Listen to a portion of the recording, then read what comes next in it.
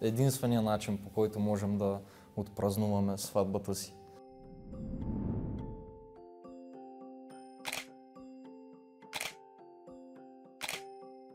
При нас е останала тази традиция от много време и в смисъл имаме си мерак да го направим по този начин, да си е традиционно.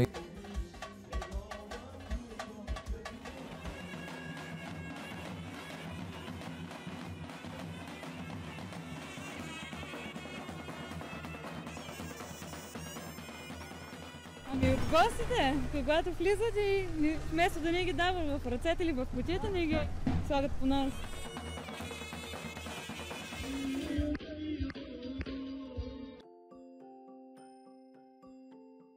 Ме рисуват като Гелина и ме карат до неговия дом.